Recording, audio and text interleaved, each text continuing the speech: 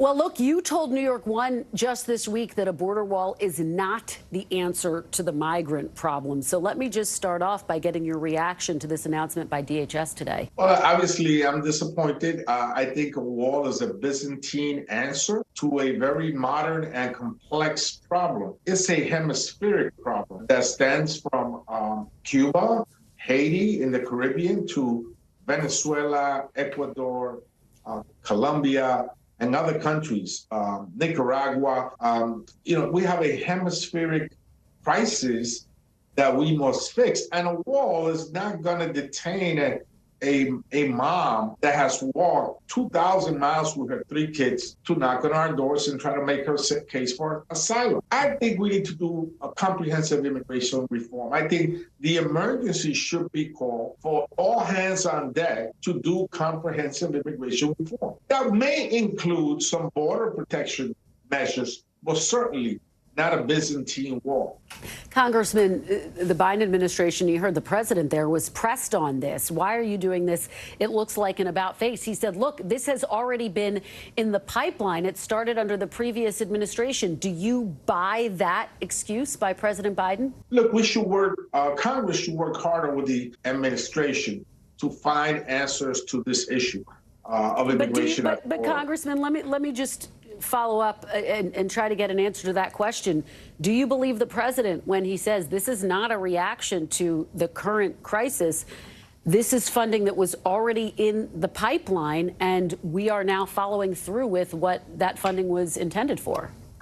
Look, I believe the president is an honest broker. I believe him when he speaks, and I think he speaks the truth. He just gave the extended TPS for 500,000 Venezuelans, which are the biggest chunk of the migrants coming to New York City. But as I said earlier, this is a very complex issue. I'm part of a piece of legislation, that the Dignity Act, that is bipartisan in scope.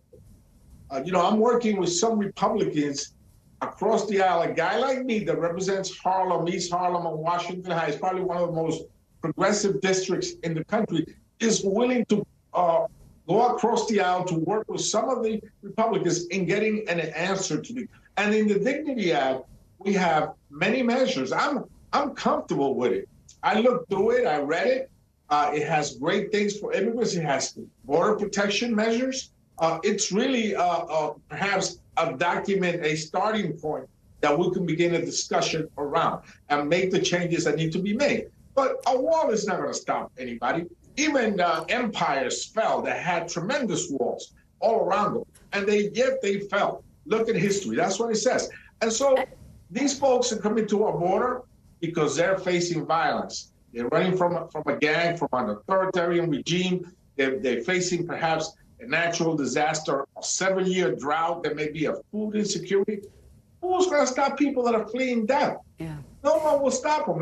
Let's take a deeper dive in this and find real solutions. And let's use taxpayers' dollars for something that will result in a solution to the problem. Congressman, I understand you.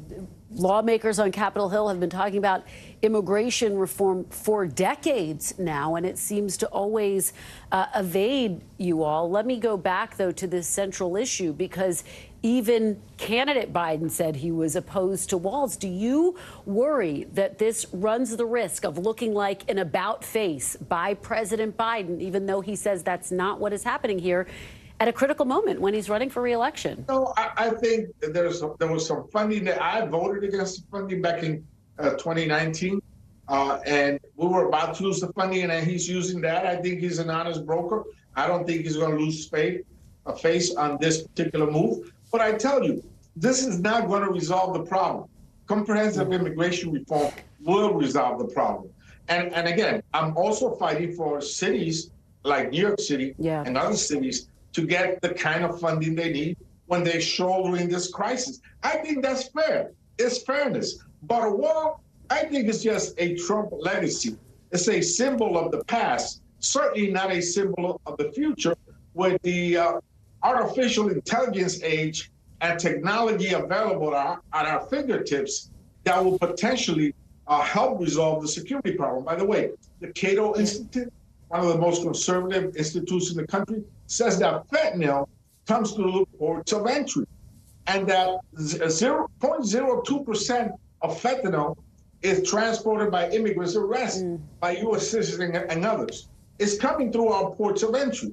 It's not being driven by immigrants. I don't know any immigrant that wakes up in the morning and says, let me go out and get arrested. What they want to do is they want to work. Yeah, Congressman, let me follow up with you on what is happening in states like Illinois and New York. I mean, do you think that the White House, that the Biden administration has done enough to help with the surge of migrants in these states across the country?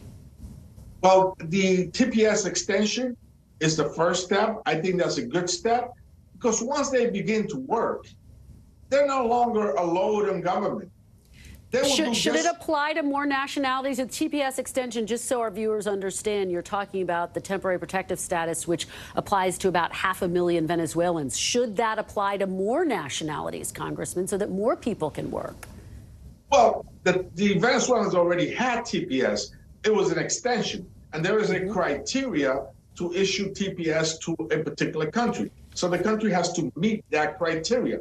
But I think it's a good first step in making sure they go out to work and they're no longer a load on government. In fact, I think they will rebuild New York City. I think the city is a little bit sluggish after the pandemic, and that's exactly what we need.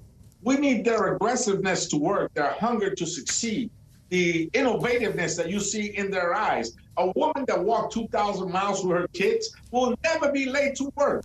So the president's done enough, or does he need to do more, Congressman? Does the president need to do more? I think we all together, the White House and Congress, we need to do more to help the cities that are shouldering this issue. Yes.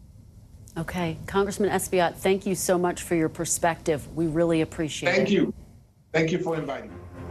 And coming up, my